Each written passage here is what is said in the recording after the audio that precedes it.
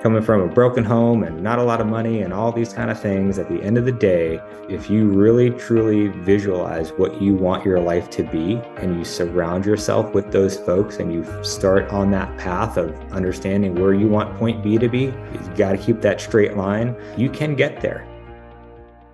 We are Gold Ivy. Our mission is to empower you to own and unleash your truth. Stories of resiliency are gold, and ivy grows in hard places. Those hard places are what create space for light to shine through. You decide what works for your daily life and how to transform our lessons into your gold. This is Ivy Unleashed, a Gold Ivy production. Welcome back to Ivy Unleashed, everyone. Today is a very special day because we are talking to the real-life Maverick, the youngest fighter pilot and instructor the Air Force has ever seen. His call sign is Slick, and I met Slick, aka John, at a speaking event I attended in June. And after hearing the man's story, I knew we had to get him on the podcast. So Slick, welcome to Ivy Unleashed. Well, thank you so much for having me. I really appreciate it. And there may have been a couple younger instructors, but from at the time, just to clarify, because being factual fighter pilots, any fighter pilot listening to this, you're like, I got to fact check this. So yeah, I was the youngest guy to get selected to go to weapons school, which is the Air Force version of Top Gun for the F-16. So I was only flying the jet for about 2 years and 8 months and got selected to go. So it was pretty special for me. Wow. Still a big deal. Such a big deal. And so many things about your career are a huge deal. And I am channeling Top Gun today with my outfit. If you're watching on YouTube, if you're not, feel free to tune in. When I first met John, which like Brooke said, we'll be calling him Slick, he was saying, make sure you watch the original Top Gun. And last night, as I'm thinking about recording with him, I realized I hadn't watched the original yet. So I went back, watched it last night. So I feel like I have so many questions about this life that you've lived because it's so extreme. It's so high energy. You were really young. And we really want to get into kind of your backstory before you even got to this point. Like, how do you decide that you want to be in the Air Force? And how do you start to just excel doing this?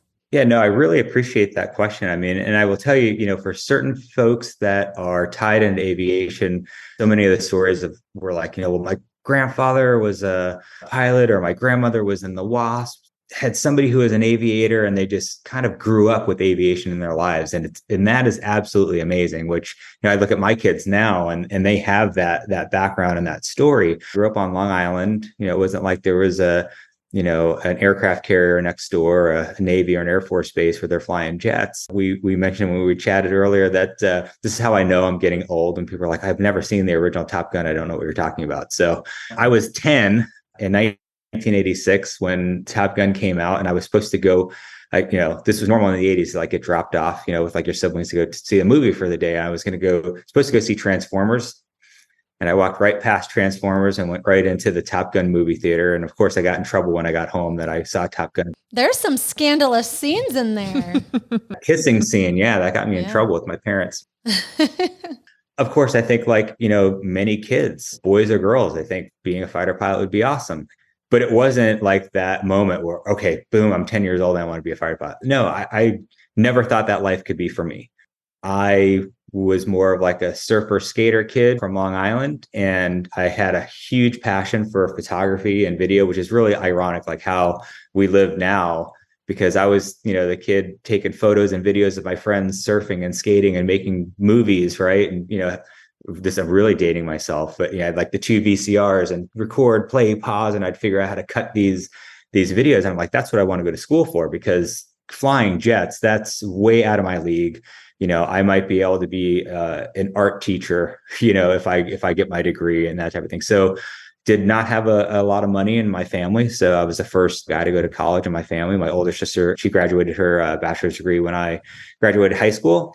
And then I joined the Air Force at 17, just trying to get money for school. And I just thought, okay, I'm going to do 4 years, get the benefits and run. Probably like most teenagers, you don't want to just be in the military and be a conformist and all that stuff. I more had this art side of my brain going on. It was really being in the Air Force that I realized, wow, this life is a life I could live. So I sought out mentors and folks that really could help me achieve that dream when I did kind of have my mind set on it. So people ask about, well, how did you do it and all that? I set in my mind like what would be a nearly unachievable goal, but then I try to surround myself with people that would help me figure out how I could find a pathway to do it. The advice that I give young people now, or really anybody when they talk to me about this, is I say it's really powerful. Something I don't know why and how I came up with this concept, but I was very conscious about finding them like, man, that person's really cool. And I would say like, hey, can you give me some advice? And when I would ask that little bit, I think there's a human nature thing that just gets triggered. And I think genuinely people want to help other people, especially if they've achieved some level of success. And I would say, hey, can we set up a time? Can I take you to lunch? I was like 19. I'm like asking people in their 30s and 40s that were massively successful, like, do you mind if I take you out to lunch? And the question that I would ask them is, okay, knowing what you know now, what advice can you tell me where I'm at in life to be where you're at? That was just really, really a secret power tool that I had, was finding these mentors, asking those questions. And I had a lot of people take me under their wing because I was inquisitive and I wasn't afraid to ask. And, I can really go into depth because I did some crazy asks, but they were proper asks. They weren't out of left field. But yeah, that's what really helped me get on the right path. I love that. What's the best piece of advice you received? I would always hear often, especially when I felt like I was doing well, not really like by nature, like this type A, very analytical, of course, but I just have this strange balance with like, just kind of being more emotionally intelligent and being in where I think it's, like I say, like the art side of my brain, if you will, creative side, just seeking out feedback. Because, I had a lot of empty feedback in the beginning because there were certain things that were finite. I would look at something like, for example, the physical fitness test, because I was enlisted. And for those that know the military well, understand, when you're enlisted, typically out of high school, and I say typically, not for everybody, but not a college graduate yet, and learning more of a trade. And then you kind of work that in the Air Force or the military. The officers, well, they have to have a bachelor's degree at a minimum. They're in a different like job role, if you will. So I knew that I had to be essentially a cadet and I had to get my degree. I just set the bar really high in the beginning. Yeah. So like the physical fitness test in the Air Force, to be a cadet, you had to have a passing score. I basically looked at, well, what would give me a perfect score? And I set that as my minimum. To me, it wasn't a win unless, I remember it was, you had to do 19 pull-ups for my age group, which was the youngest age group. I had to do 19 pull-ups in 60 seconds. I'm like, well, I need to be able to do 20. Or you had to do 88 sit-ups in 2 minutes. And I was like, well, I have to be able to do 90.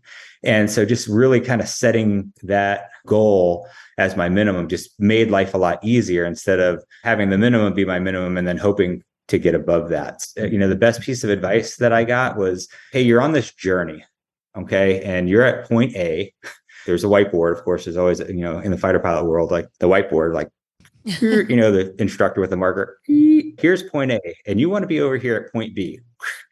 The fastest way to connect 2 points is via a straight line. So this is how you want to get there, but it's not going to be that smooth.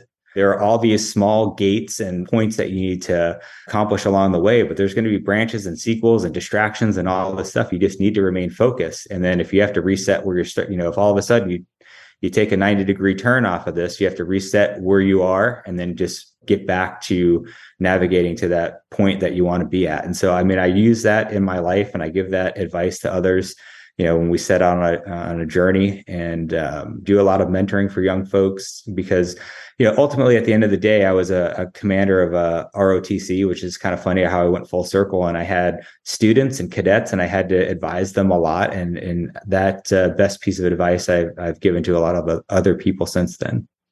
That's awesome. And I think it's such a great act of service to, well, not only serve your country, but then also help the people that once were you, right? You know what it's like to come from not a whole lot of money and then figure out a way to have massive success in the Air Force and in life as an entrepreneur, all kinds of things. I'm curious though about Now, watching Top Gun and thinking about the first time you actually fly your own jet, like what is that like to all of a sudden you're in the seat and you're flying that thing? Yeah, I will. It's a great question because to me, that is the pivotal point when you do your first solo. Because at the end of the day, and not to sound morbid, but the reality is you have your own life in your hands, literally and figuratively, which is massively powerful from a confidence standpoint and everything else. I just remember reaching my solo, and the instructor, kind of ceremoniously gets out of the airplane and they go, "All right, man, the jet's yours. Good luck." Shakes your hand, and then you go, "Okay, it's up to me." And I remember this sortie and rolling down the runway, and we had to do 3 takeoffs and landings, and then come back and taxi in, and you feel so accomplished, which is really incredible. I bet. Wow. Terrifying. Well, you're trained, you are trained up to that point. And of course, they're not going to send you if you're not, but it is one of those things. It is such a milestone is just an understatement. Yeah. Well, I'm sure all of the training that goes into it is just mind blowing. And when I met you, hearing all of your accomplishments, like Andrew said, in the Air Force, outside of the Air Force, where you are now, there takes an incredible level of self-discipline. And so I want to know what that looks like for you from a young age, maybe where it started to now when you look back at that. Yeah, I appreciate that because I think historically I was not the most disciplined person. I didn't grow up really being disciplined. Like I said, I was kind of that more stereotypical surfer skater. I was more worried about hanging out with my friends and catching a ride at the beach than really being regimented. And I truly applaud, honestly, knowing what I know now, the young folks that are disciplined in their early years. I mean, because they probably have a great network around them. They have great examples to, get up early and go to practice or whatever the case is. I mean, I think just the world of that for young people, but I had to be very conscious about it, really figure out what worked for me. So eventually it kind of boiled down like this. And again, this has kind of been advice that I've passed around, but because I am much more of a YOLO, carpe diem type of person. So you can have both worlds, right? You can have the, dolce vita and also be disciplined. So my mix kind of went like this. Monday, I was hit the ground running Monday through Thursday into Friday. So Friday was like, no matter what was going on, if it was a good week, a bad week or whatever, that was the time to spend with friends and family. That was going out to dinner, going for pizza, doing a barbecue, going to the bar or whatever, not getting crazy, but that was just 100% social time to decompress from the week, which I always knew is super important. And then Saturday, I did nothing Air Force, 0. And then Sunday became my prep day. So, that was, I would typically get up, get the laundry going, go to church or whatever it is that you do in the morning. I'd hit the grocery store on the way home. And then it was study time, prepping myself for the week. And then every night I watched Top Gun as I ironed my uniform. You're serious. As the motivational reminder of, what I'm doing and why I'm doing this, because you have the really hard weeks and you're like, oh my gosh, I'm making myself do 19 pull-ups in 60 seconds. I could do 12 and pass this test. And it's like, no, the bar is that high.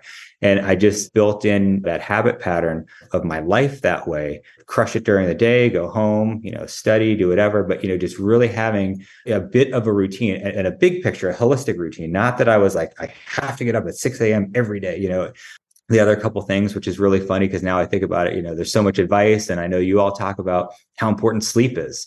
I realized, if you're cramming for a test till 4 a.m, you have that 8 a.m. class to take that test, you're probably not really going to help yourself out if you don't know the material, right? I mean, so the trade-off of losing the 4 hours of sleep or getting that 4 hours of sleep was always whatever time I had to wake up. It was, I tried to back the clock up 8 hours and say, I'm going to study up to that point. And then it was, get myself ready for bed to try to get that good night's sleep because my brain was not going to retain whatever I was reading at 2 a.m. I learned that way too late. I was like the one pulling the all-nighter. I'm like, I don't know why I didn't do well on that one. And it's sometimes you have to do it, but again, in the big picture, if you can trade off some prep and make sure that you're rested, you're going to probably perform a lot better. And for flying, of course, that was a definite.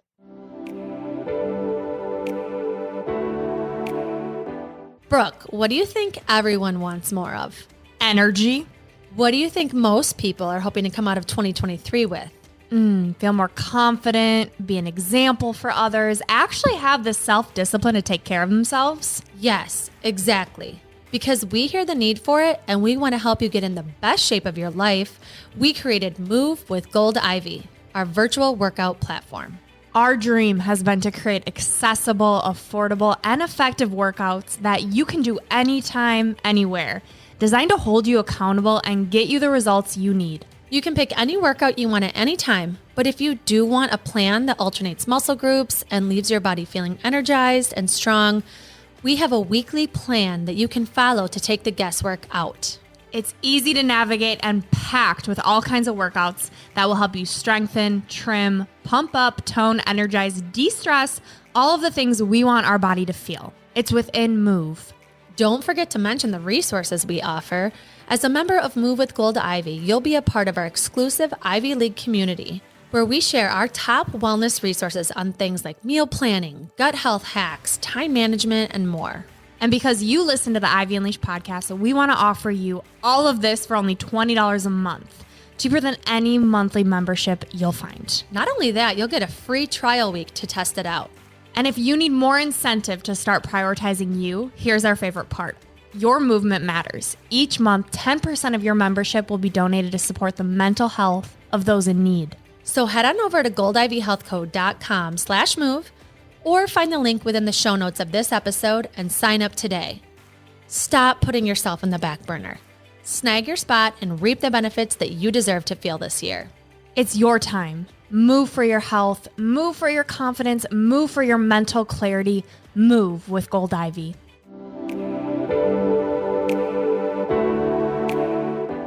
Today's episode is sponsored by BetterHelp. Every episode of Ivy Unleashed is dedicated to empowering you to take ownership of your health. And what it really comes down to is prioritizing your mental health. We've both seen the beauty and growth that therapy can bring and are thrilled to partner with BetterHelp to allow you the opportunity to feel heard and seen by a professional. The National Alliance on Mental Health reports that 155 million people live in a designated mental health professional shortage area, and BetterHelp is working to close that gap. I've personally used BetterHelp and loved it because it was all online, making it super convenient. The biggest piece for me was how affordable it is. I was able to choose the therapist that met my needs. I came in with wanting to work on childhood trauma and anxiety, and it was unbelievable to see how many options I had with all the different backgrounds of therapists. With BetterHelp, you have access to a network of over 30,000 licensed and experienced therapists. Therapy is all about deepening your self-awareness. And sometimes we can't see our own patterns and behaviors until we talk them out and get an unbiased perspective. It's really nice to have someone who doesn't know you and has the professional background to help you thrive in your daily life. It has made the world of a difference with every relationship in my life, including the one with myself.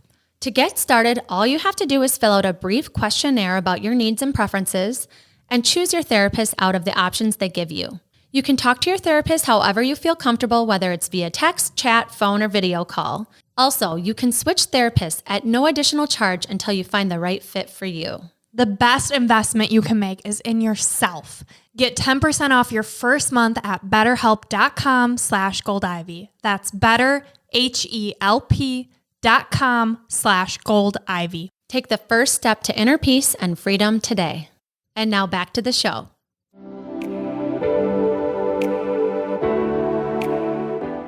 Would you say you always had these habits, or as you progress in life, they became more of habits? Because I remember when we first started chatting, it was success at what cost of your health, because you had some health struggles, which we'll get into later on. But would you say you always had these habits? No, I didn't. I mean, I had to it was not super conscious in the sense of like, from a health perspective or whatever. I just kind of built in this little, life strategy, if you will, for what worked for me. And not to say that it didn't violate those rules, right? It was like, man, I touch this material, 5 hours sleep might be all I get, but I knew that I had to knock it off at some point and be rested. But no, I built that over time. And it mainly came once I finally, in my senior year of college, I had been released from the Air Force active duty. And then I was a cadet, full-time college student. And it took me a few months to really come up with the system, but where I kind of mentioned, but even in pilot training, then that's where I really refined it, going to pilot training. And then I really kind of kept that. And then if I ever had something going on, because, in the military, there's always kind of like additional milestones. You never just like, I've been in the Air Force for 4 years now, you made it. Then they go, no, now you're going to become a flight leader. You're going to become an instructor. Then you're going to be a mission commander. Then, you always have these next steps. So anytime I felt myself in the place where I had to take another test or reach another milestone, I kind of reverted back to that weekly kind of cycle, if you will. It was almost like a workout plan that I kind of put myself into. It's awesome. That's what we try and model too, where we're like, we want our weekends to decompress. And, as an entrepreneur, your brain is always on. Like you said, what's the next thing? What's the next thing? And that too, owning your own businesses. And it can be exhausting because you always feel like there's more that you could be doing. And so having those boundaries and protecting your peace and having time to be with the people that you love, it's super important. So I'm curious, in your time as a fighter pilot, what that's like to party with friends and really let loose, or like go back to your friends. Like, what's that balance of enjoying your youth and then being in a very serious role fighting for your country? That's a really timely question, because I've just had this recently, because I still continue to fly jets, and it really is the best of both worlds. But I will tell you that in the military, it works really well because everybody comes together and you're on a common footing because you're all on the same team, you're all in the same squadron, and the squadron succeeds together. Top Gun gets a lot of things really right. I mean, I would say like 99% right. Because there are some people like, I was a fighter pilot, it wasn't like that. I'm like, well, I don't know what squadron you were in, because it's very competitive. Everybody wants to be number one. And this is something, even from pilot training is the best example, because, if there's 20 people in your pilot training class, there's going to be a number one and there's going to be a number 20. I mean, that's just a fact. So if you're like, I was 14th in my class, it's just the way it is. But also the margin of difference academically. So there's Air Force is really great of recognizing people, so you have like the academic award. But in my pilot training class, the person who won the academic award had like a 99.8 GPA, if you will, for like the test that we take through the year of pilot training. The number 20 person had like a 98.2, right? So it's like, everybody is the literal best of the best folks that you're competing with. But because of that, I think bit of common bond, right? Like everybody knows what it is that we're doing. We say, although, we have the rank as fighter pilots, the rank comes off once you hit the briefing room door.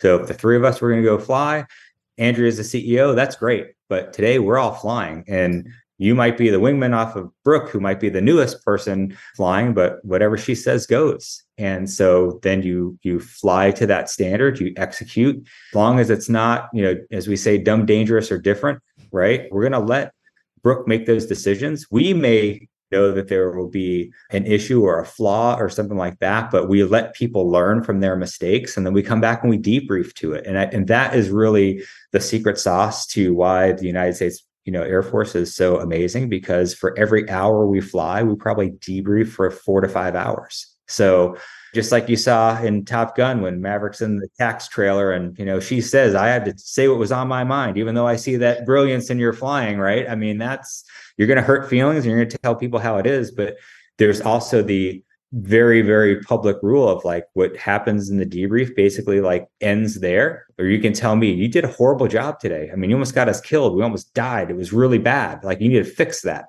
And I will say, you're right.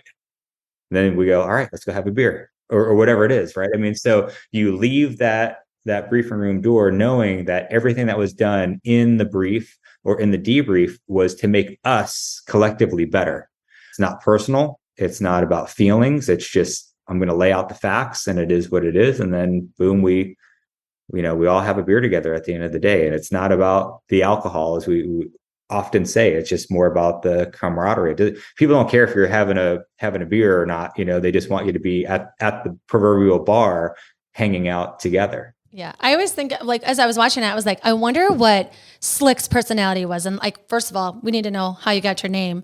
But I was like thinking, okay, sitting here when Iceman's saying like, you're dangerous. What you did out there was stupid. I'm like, isn't everything dangerous? Like, but they're like, Iceman makes like no mistakes. Maverick is awesome because he takes risks and, all these things. So how did you get your name and what kind of a pilot were you, or are you, I should say?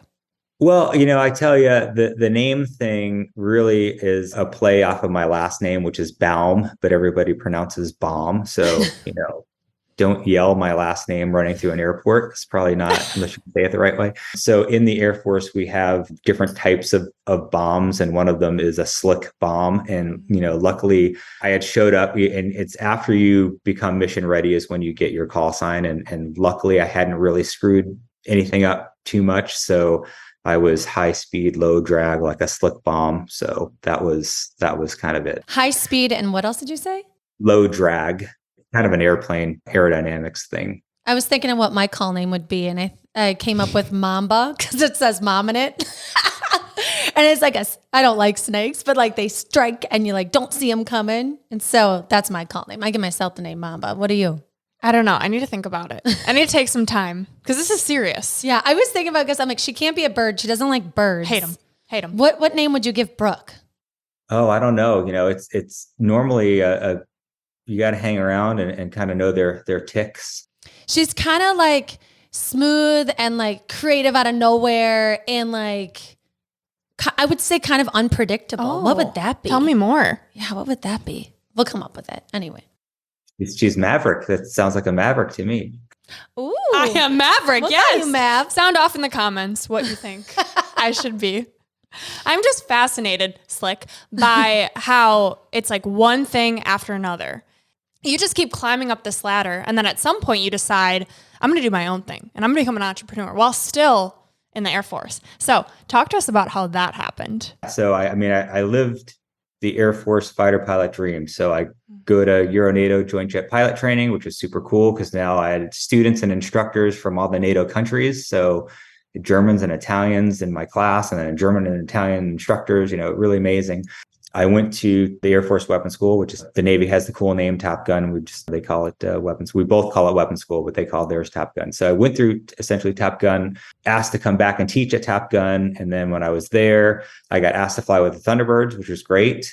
And so I got to do that. And then I had to pay the piper and go to the Pentagon and do that kind of work. So during that time, we basically formed a civilian jet team. We were flying essentially the same level with civilians. And, I was active duty still, which I had, all the approval from the JAGs and all that. Hey, I'm going to fly with this group on the weekends. But we essentially were doing the same thing that the Thunderbirds and the Blue Angels were doing every weekend, but we're doing it with different airplanes that were, cheaper to run. And we had like literally 1/10 of the personnel force that the Thunderbirds of the Blue Angels have. So, Thunderbirds go do an air show on the weekend. They have 130 people that are on the team to go do it. We were doing it with like 12 to 13 people. Wow. And who are the Thunderbirds for people who don't know? And the Blue Angels. The air demonstration team for the United States Air Force to represent pride, precision, and professionalism of the United States, or their United States Air Force. Your taxpayers, this is your Air Force. So, and they go out on the weekends between March and November to talk about the Air Force's mission and highlight what airmen do every day in the US and overseas. So it's a pretty incredible opportunity and job to really represent about 690,000 people through your engagement with the public and through the aerial display. So really, really neat. If you get a chance to Google it, check it out on YouTube if you haven't seen it, or go to an air show. I think you really enjoy it.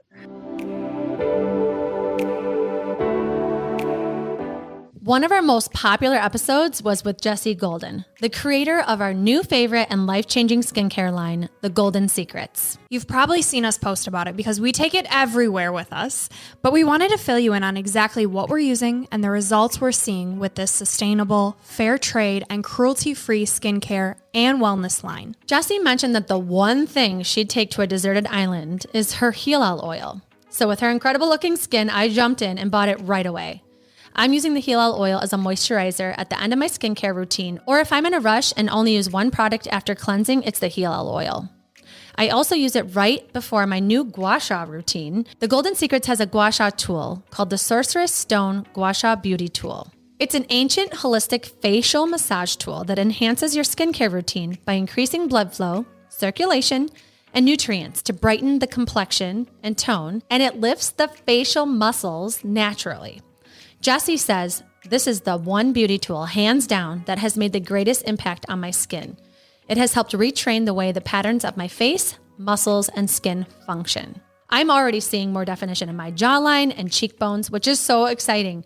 Jessie provides tutorials on exactly how to use all of her tools and products. So as a person who's notorious for knowing nothing about skincare, the Golden Secrets has been my favorite discovery. And for me, I've spent years getting back my health. And because of that, I take what I put in and on my body very serious. I can say without a doubt that the Golden Secrets is the only skincare products I will use in the future. I swear by the Gila oil, the Youth Beauty Face Oil, coconut lip balm, and will soon have every product on my bathroom sink. The Golden Secrets is rooted in nature, ancient wisdom, and organic beauty. Jessie Golden thrives on making skincare and wellness products that benefit everybody. We're thrilled that we have a discount code you can use to save money when you shop the Golden Secrets. Use code GOLDIVY for 10% off today and keep watching us at Gold Ivy Health Co. on all social channels as we continue to share our amazing results with the Golden Secrets skincare line. You can find the link and code in the show notes of this episode.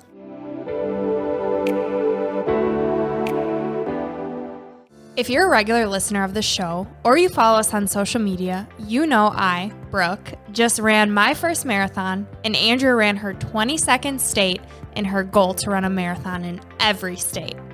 How did I go from barely getting out of bed to being able to run 26.2 miles?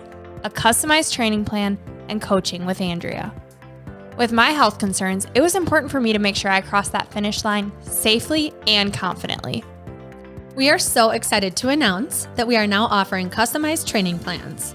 Whether you're wanting to run a 5K, 10K, half, or full marathon, we've got you covered. Get your customized training plan plus coaching to get you race ready and keep you motivated along the way.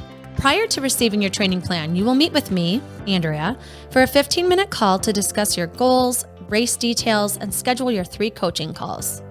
You will receive a training plan for your race, tailored to your schedule, endurance, and cross-training preferences like yoga, biking, strength, or whatever movement you enjoy. Coaching throughout your training will provide accountability, safety, and inspiration to keep you pursuing your training and race goals. With Andrea, you will connect your mind and body to maximize your race experience. And if you're looking for a custom training plan without coaching, we're offering that as well. Head over to the shop page on our website, goldivyhealthco.com, to learn more and get you across that finish line. And now back to the show.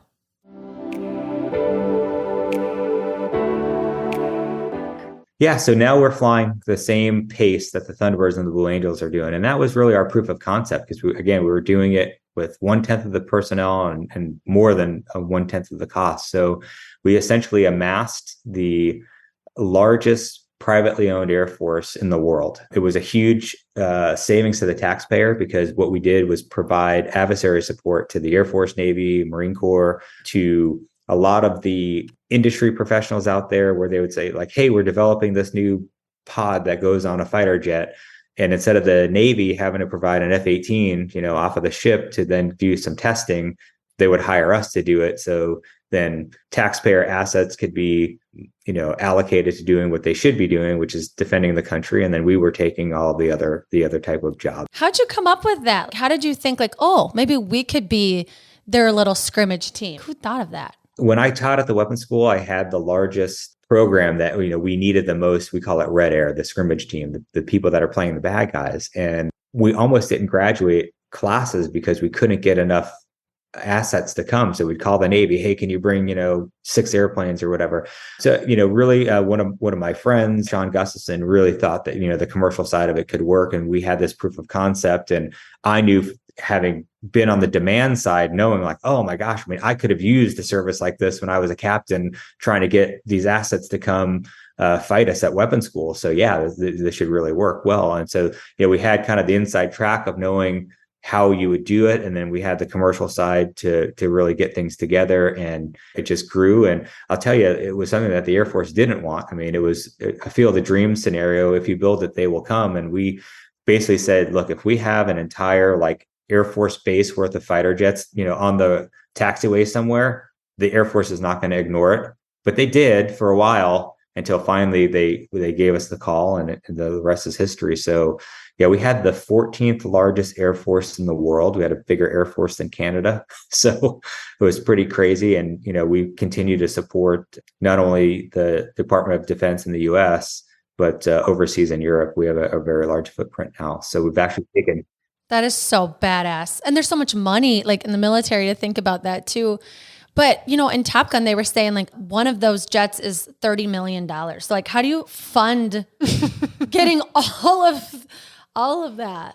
Yeah. So we were really good at buying airplanes. So really getting into the weeds, we found our business model was never country X flew their airplanes into the ground. They parked them out into the desert. We bought them, painted them, fixed them up, and put them back into service. We sought the best deals that we could. So one quick example, New Zealand had an airplane called the A4, and they were supposed to get the F-16. So they spent, I think it was $330 million upgrading their fleet of airplanes, to basically look, they were an A4 on the outside, but they were an F-16 on the inside. So they had radar and avionics and all this stuff. And for me as an F-16 guy, I got in the cockpit the first time. I was like, wow, I could fly this thing like that, as far as knowing all the avionics and stuff like that. But we got that for not, I will tell you, under 10 million. We got that entire fleet. And so, we had our CEO self-funded the initial tranches, and then we just built the company out from there. And then eventually exited in 2019. Brilliant. You are brilliant and such a hard worker. And as you're saying this, I see the success, right? I see the hard work. What about your health? Talk to us about during this time what your health looked like. Well, I tell you, so this was, so now I'm living like a double life, right? I'm an active duty officer. I'm now a lieutenant colonel, becoming a commander. And then I also have like this side hustle where, we're flying air shows for fun on the weekend. Everything's on the up and up with the Jags, because, you're allowed to have, be an entrepreneur as an American and as a service member. So say, hey, like, this is what we're doing. We're building this thing. So, as an entrepreneur, like you said, you're on 24/7. And I'm also full-time active duty commander. Looking back, I'm like, man, I had this double life where I had to be a high power officer, running my unit and all that kind of stuff and produce results there, and then turn around and manage like, oh, we have a business meeting in England. Okay, I need to now take leave from the Air Force, then guys do my security clearance and all that kind of stuff, where, hey, I'm traveling, I'm going to go do this trade show and all that stuff. And so I was just running. And military is really, really good, especially as a fighter pilot, to make sure that you have, your class 1 flight physical, and it's very much like the movies, you're in tip top shape. And I was just really running off of stubborn, hardcore willpower, and just then not taking my own advice and not sleeping, and really running super hardcore, to where I was working in the Pentagon. And one of the fighter pilot traditions, as I mentioned, on Friday nights, we all get together, even if you don't drink and all that kind of stuff. Every squadron has a bar. So we, always we go to the bar. It was just like the check-in at the end of the week, let's high five about what was good, what was bad. We always, would joke. There's always a reason to hang out and have the proverbial, drink on a Friday night, because either you had a good week or you had a bad week, or your buddy had a good week or your buddy had a bad week, and all that. So we all always be together. And traditionally, every fighter squadron has a popcorn machine where we make this jalapeno popcorn, which is, amazing. So you put the jalapenos in there and you let them fry up while the thing's spinning, and then you add the corn kernels, and it just pops, and throw some Lowry seasoned salt on there, and you're off to the races. So, but I was having trouble swallowing popcorn on Friday night. It's just how this thing started. I'm like, kind of have to clear my throat and take another drink so I could get popcorn, down. But I was just running at such a fast pace. My wife's like, dude, you need to go to the doctor for this. I'm like, I know, I'll make an appointment. I finally carve out time, make an appointment, get my, let me feel your lymph nodes. No, everything's good to go. And I'm like, man, I just don't feel right. Flight doctor's like, hey man, nothing's wrong with you. Your blood work's good. Throat's fine. Welcome to 40, dude. You're not going to have as much energy as you normally are going to have, yada, yada. So years go by as I'm, every 6 months going to the doc, getting my checkup, getting my class 1 flight physical and all this stuff. I honestly became like, as terrible as it is, like a household joke. I'd tell my wife like, hey, honey, I'll see you later, unless I die of throat cancer between now and then, because, I don't know what's going on. Multiple doctors. I then moved from the Pentagon to where I was an ROTC commander in my wife's hometown. We were able to move my assignment. Her grandparents were ill at the time. So I had an assignment to Japan that I turned down to take this job, which was a godsend that the Air Force hooked me up with that. And then, I had this doctor start talking to me like, well, maybe you have an autoimmunity, maybe you have something wrong. Also kind of welcome to 40. And I was like, man, I just kind of plow through it. So I'm like 3.5 years into this journey and still joking like, gonna die of throat cancer. They can't figure this thing out. And I was talking to a friend, I had my head turned. And when I was talking or something, my wife goes, oh my God, you have this giant lump in your throat.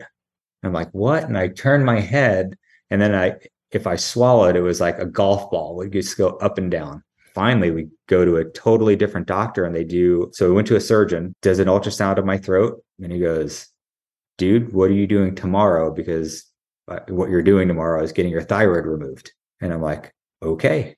So I have my cool thyroid scar here, and I went from high-powered running on every cylinder to now not having a thyroid. For a guy who sets the bar at 100% is the minimum, right? 19 pull-ups is the max, but it's your min, to now I'm laying in a hospital bed and we're trying to run a business, and I'm like, this is crazy. I mean, this isn't supposed to happen to me. And it wasn't like a woe is me thing. It was just like, all right, well, how do I just get through it? And one of the big things so what ended up being was Hashimoto's thyroiditis. So just all of this inflammation and stress on my body, it triggered this autoimmunity to where my body goes, thyroid bad, let's attack that thing. It's a foreign object in your body. And so now I have this total infighting going on at the cellular level.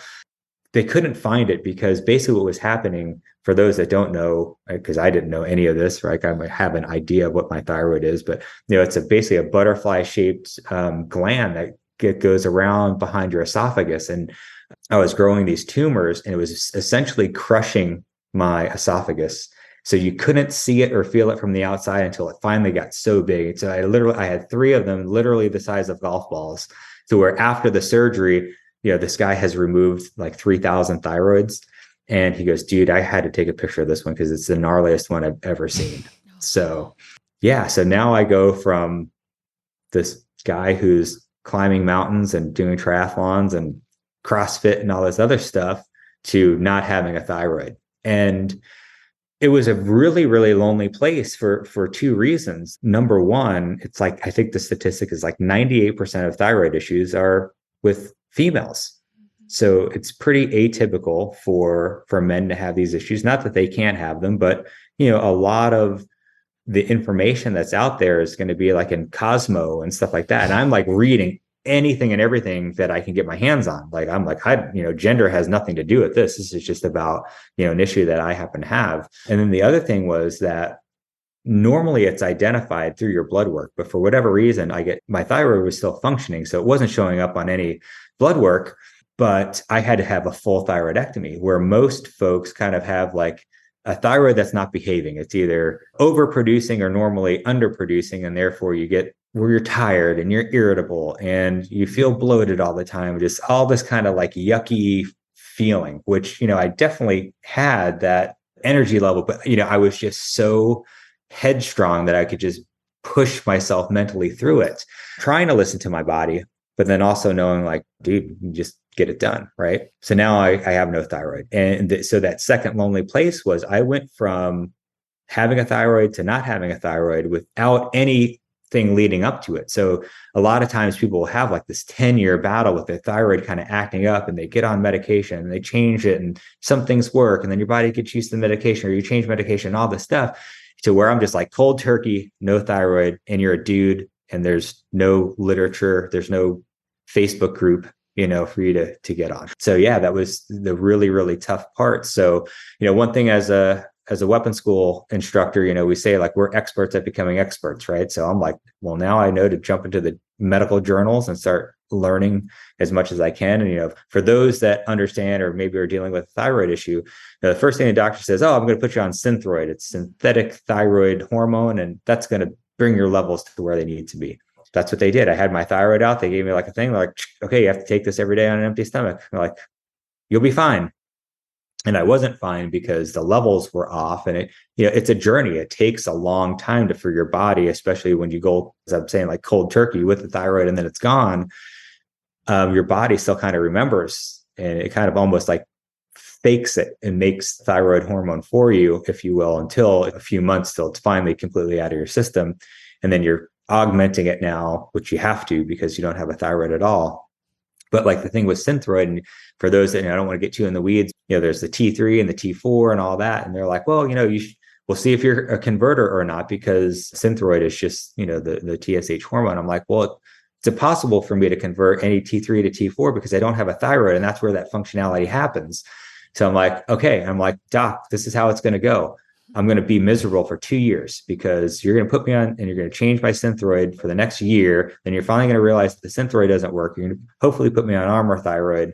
The insurance companies don't like to cover that. And then they had historically had like quote unquote bad batches where it wasn't very easy for the pharmaceutical companies to keep that very consistent across like the dosage range. So, sometimes you get a bad batch and it's either too much or too little and all that. So I'm like, this is how it's going to go down. And he's like, yep, that's how it's going to go. So it took really 2 years to really dope it out. And luckily, because I was so engaged and taking care of my health and kind of almost advising my doctors on knowing my own symptoms and saying, dude, I need blood work every 6 weeks. And so now I become the expert on reading my own labs and saying like, hey, I think I need to bump my thyroid up a little bit and that type of thing. I didn't have to take the full year or 2 years, I'm sorry, but like within about 8 months, I got back to where I totally needed to be. But I mean, it is for somebody like me who's just very like, I can just plow through it. And, I don't think I'm invincible by any sense of the imagination, but I'm just used to mentally through hard work, being able to get through and accomplish what I want. And then when you're just like, I cannot get off the couch today.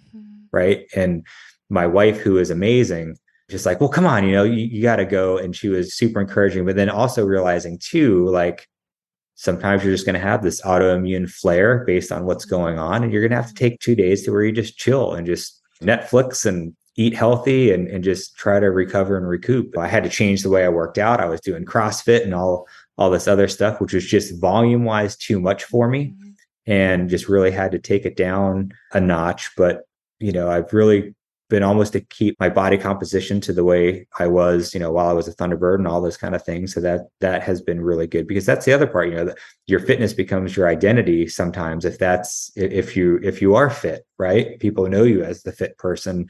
And so I didn't want to lose that either. So really apologize, a long answer to one question, but that was the journey. I keep thinking about people too that like don't even know that they have thyroid issues. They just feel tired, or they feel like, or they don't have access to care like you did with probably the amount of money or the resources, and they're just living their life. Well, it's tough because exhausted. And people don't know, right? If you go to your gyno or your PCP and you have a full thyroid panel done, 9 times out of 10, you're fine with their criteria. Now, if you go to an alternative medicine doc or a functional doc, they look at different things than a normal doctor does. And a lot of times those doctors aren't covered by insurance. And so it is that education piece that Slick was talking about, is I will become an expert of my own health, and having to advocate for yourself. And when you don't feel well, it's exhausting. But for, the people that don't know, autoimmune, a lot of the times it's caused by stress. Hashimoto's is an autoimmune disorder caused by stress. And so it's like, I'm curious, looking back at what you know now, is there something you would have done differently?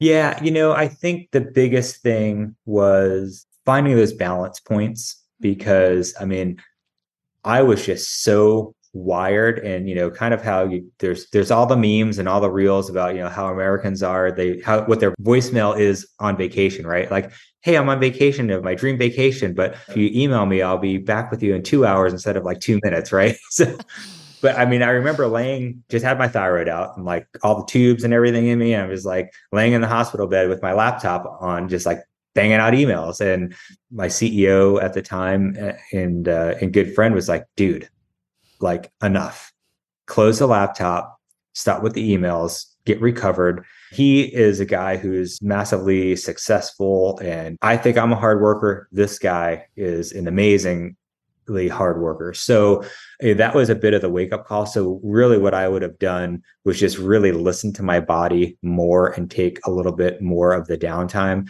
I think that there are some times, at what cost, right? Your health at what cost? And you're like, all right, hey, I'll give you $1 million, but I'm going to cut off your pinky toe, right? You're like, I'd sacrifice that little guy for $1 million. And I don't like wearing sandals anyway. So I'm a closed toe shoe guy from now on. And $1 million for that. And I say that really jokingly, but to kind of describe, like, I think for those that want to be successful, you're going to grind it out. You're going to miss hours of sleep. You're going to have to tell your spouse or whatever the case is, like, look, we're going through, like, it's time to grind. If we want this level of success, and it's going to take sacrifice, it's going to be, some days apart and sleepless nights or whatever the case may be. And you can get through that. But I did that for like 6 years straight. The only vacations I took were when we were doing, like work vacations, and they were a fun time when we were going places. But it was like, all right. And then we got, we just got to the Bahamas, but, we have a work call in an hour. So get unpacked. And so it wasn't really unplugging and de-stressing. So I think that is just the biggest thing. I mean, I wasn't taking time to go get a massage once a week or once a month or, once every 6 months. I wasn't just unplugging or getting up early in the morning before the chaos was, just going outside and being grounded and taking in some sun and just kind of doing one of these numbers where you have your arms out and close your eyes and you start getting ready for the day. And so I'm very conscious about it, not because I'm saying like I need to do this for my health, but I just do that because I like it and it makes me feel better. So I think just trying to be in tune, and this is where your podcast is helping folks to think about doing those things and building those things into their daily habit so that they don't get, as we say in the flying world, like behind the power curve. And now you're trying to catch up, because sometimes you get so far behind like I did and you can't catch up. And, now I have to take a pill every day for the rest of my life to live. And I don't think anybody wants to be in that scenario. So that's why, I really appreciate you asking me to talk about this, because it's in my circles, guys aren't sitting around Friday and going, yeah, I'm kind of feeling tired this week. It is that Maverick Iceman relationship of like, I can't let them see me sweat. I can't let them see me getting tired. I want to be the next whatever it is, right? Not that you're hurting your peers or whatever, but it is a competitive environment. And the one who shows up prepared and who performs is usually the one that's going to get selected to do, the next cool upgrade, as we would call it, or opportunities. I think it's important for guys like you who are so successful to be vulnerable and tell the people, hey, if you don't slow down, you will burn out.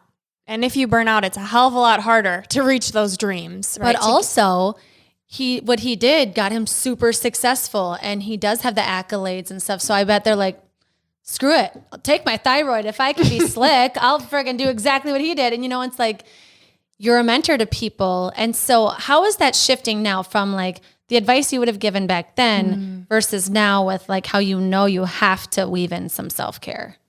Yeah, absolutely. That's a great point. I was lucky to really start becoming aware of these things. And I think it's just, the natural part of growing up and getting older and wiser. But I always told my students, kind of like how I mentioned in my weekly flow, if you will, but like, you have got to take time to smell the roses, right? And at the end of the day, if you're late on an email, and I'm not saying being complacent at your job, right? That's totally different. But, when you go, hey, it's time to unplug, and, the military folks, especially, they get 30 days of paid vacation a year. So you can carve out that time. I was the guy who didn't take any vacation because it was almost like a point of pride to be like, what we would call use or lose. If like the fiscal year rolls over and you had 62 days of leave, the balance was 60 because you could only carry 60 days over. Yeah, there were times where I had like 100 days of leave on my balance sheet. And then, I'd lose 40 days of paid vacation because I'm just like, the squadron cannot live without me if I'm gone for, a week. And then it's like, no, dude, the squadron's going to be fine. You go take care of yourself and come back and that type of thing. So I think that balance piece is absolutely what I really talk to folks about. And it's been really encouraging for me that I have some of my former students, that are now captains, and they're kicking butt, and I stay in contact with them, and they're doing really well. Just last year, one of my students, and I'll just tell this quick story, but brilliant guy, engineer, gets an engineering slot in the Air Force, which is a really big deal. Then turns around and gets a pilot slot. So he's going to pilot training. He's like, this is great. Goes to his class 1 flight physical, and they're like, dude, you have slight scoliosis. You can still be in the Air Force, but you can't sit on an ejection seat, because if you were to punch out, you might get hurt. So pilot slot's gone. And now he's like, I don't know what to do. And I'm like, man, the Air Force needs folks like you to fly remotely piloted aircraft, or as it's known in the media as drones, right? So this guy, he goes from one high to a low, and then he gets back on, and he just graduated weapons school. And I got to go. He had invited me to come out to put his patch on his arm, as his former commander, which was just amazing to see, giving him the advice of, you got to put yourself in the right place and surround yourself with the right people. And I know you want to be flying jets and going upside down and doing all that stuff, but you can take your talent and apply it here and be uber successful because of who you are. So a little bit of mind shift, really helped him out. And now he's like the top of his peer group and just, kicking butt in that community. So yeah, I think it's just having that awareness of there isn't one answer. Like we mentioned before, like getting from point A to point B, you want it to be a straight line, but sometimes your starting point gets shifted middle of the way through the journey, and you just have to reset and, reassess your goals. We're so grateful that you took time out of your busy life to share your message with us. I know everyone listening is going to want to follow, keep up with you, because you're doing some amazing things. Your social media is amazing. So where can everyone find you? Well, thanks. Just my call sign and last name. So @SlickBaum, where I really enjoy, posting some fun stuff on Instagram. And I actually host a podcast as well called the Aerospace Advantage, much more inside the think tank type of world. But we just had an incredible story with a friend who is 88 years young. He had 4 tours in Vietnam and just saw some incredible things. It's our newest episode out there. I think even if you're not a military or flying buff, would just enjoy some of the stories that this gentleman had shared with me on the podcast. It was really fun to do. So it's called the Aerospace Advantage. I love it. Yeah, it's so interesting. And you're so different than anybody we've ever talked to. It's awesome. I mean, that's why we love what we do, because we can have people with completely wild life stories, but it all comes back to, again, these tiny, small, tangible things we can all do to check in with ourselves. It's like the same story of like everybody ends up getting to eventually, right? And that's why we'll keep saying like these small things you can do, it can look different in everybody else's life, but just slowing down a little bit to check in and listen to yourself, because it doesn't matter your accolades. Your health needs to be a priority. And if it's not, your illness will have to be your priority. So thank you so much for sharing your story. Well, no, of course. And I just want to end with, no matter how wealthy you are, the one commodity nobody can buy is more time. So how you spend that time is super important. And you can talk to, you look at Steve Jobs, who is massively successful and wealthy. And at the end of the day, he's just like, I just want to be surrounded with my friends and my family, because all of it doesn't matter. And the bridges that you burn and everything else on your journey to become successful are things that you have to be conscious about. So, and I think that's the earlier in life that you learn that lesson and really internalize it, I think the happier your life in general is going to be. So that's just one parting shot. Oh, amen. Spitting so much wisdom. I love it. I knew you wouldn't disappoint. So happy we had this moment. And we have a little more from you. We have our 3 gold stars. So our top takeaways for our listeners. Would you please share yours? We all get this one journey on this planet, right? So take some time to be conscious about what you want your journey to look like. And if at the end of the day, you want to be Scrooge McDuck and have a pile of money that you roll around in bed with, if that's what you want, then great. But you realize you're going to be alone. That's really the number one. The number 2 is that I believe, your health and your relationships are what makes your life meaningful. Choosing, and it doesn't have to be in a bad way, because of course, we look at social media and we see these things that like, oh, that person doesn't call you back, like just ignore them. And it's more of like a toxic approach, but really just measuring, what makes you happy, what makes you fulfilled is one of those things that I think is really how you kind of just detoxify your life. And, the last one is, I really believe this, especially my background, coming from a broken home and not a lot of money and all these kind of things. At the end of the day, if you really truly visualize what you want your life to be, and you surround yourself with those folks, and you start on that path of understanding where you want point B to be, you got to keep that straight line. You can get there. And if you can't, like, let's say I want to be a fighter pilot, but you have a physical way that you can't do it, there's probably another way. As I mentioned with my student who wanted to be a fighter pilot, but couldn't pass the physical fitness test, but is doing something so similar and fulfilling. And he's told me, it's like, dude, I'm so glad I didn't go to pilot training. I am so happy doing what I'm doing here. That when you have the right goals in mind and you achieve them and adjust them for what you realistically can achieve, then really the sky's the limit. The sky's the limit. I see what you did there. Awesome. And next up is Unleashing Ivy. We always like to ask our guests 3 surprise questions. Are you ready? I'm ready.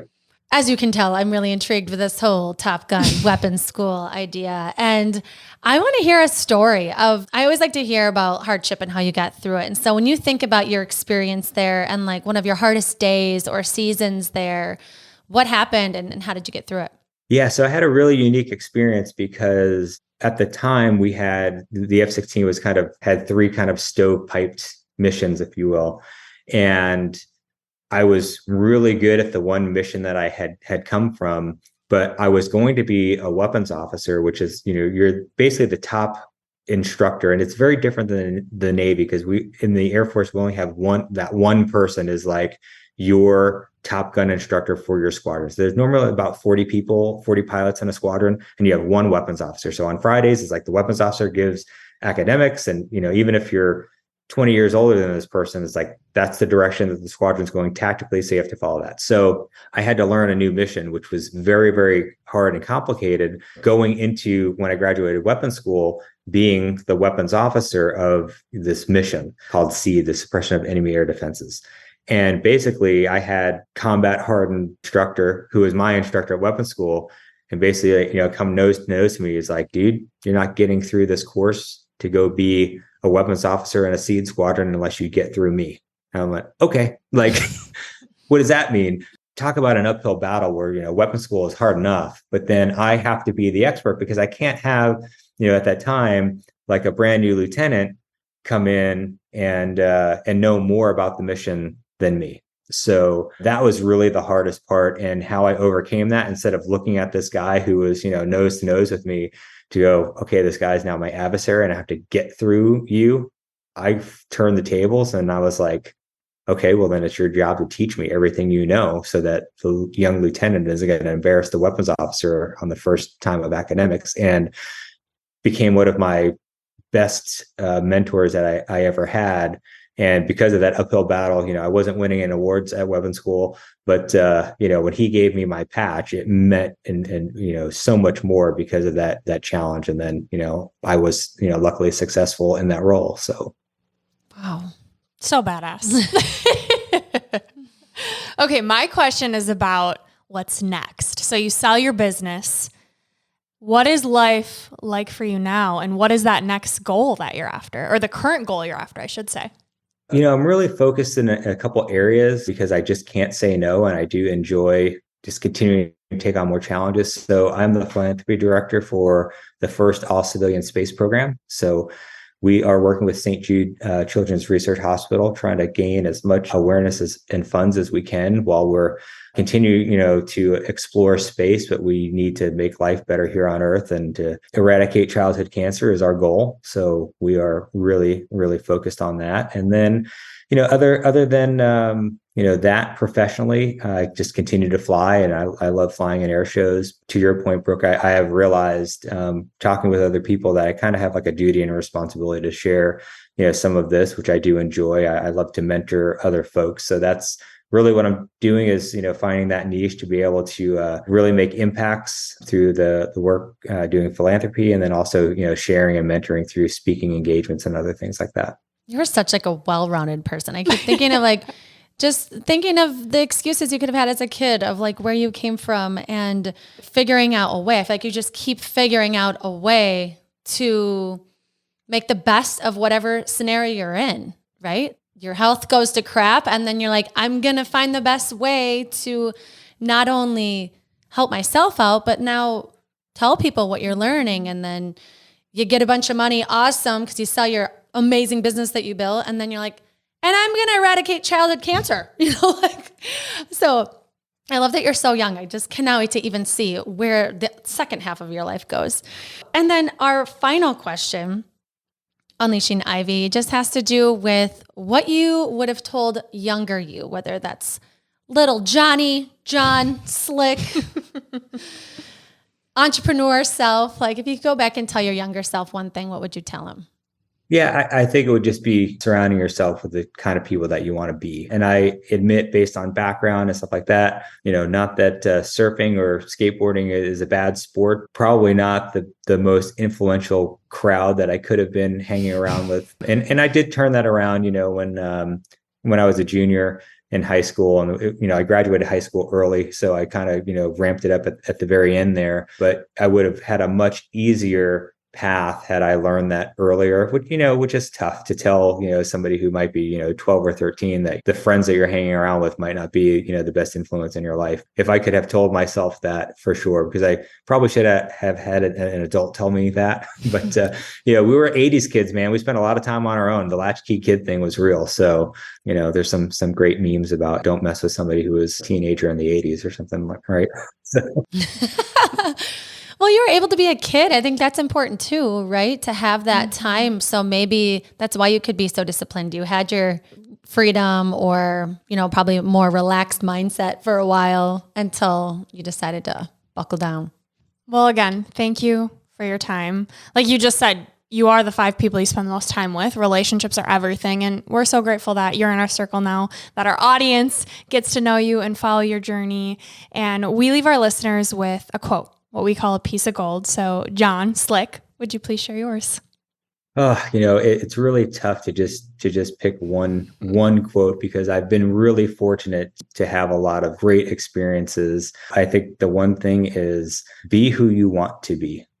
And as general and simplistic as that is, I think really you can take that mindset. I would leave myself sticky notes or take the bar of soap and write a note, of encouragement to myself going through college and pilot training and all those things. You got to be yourself and you got to be focused, and eventually you're going to achieve that goal. This is Gold Ivy signing off. Listen to your truth and go chase your gold.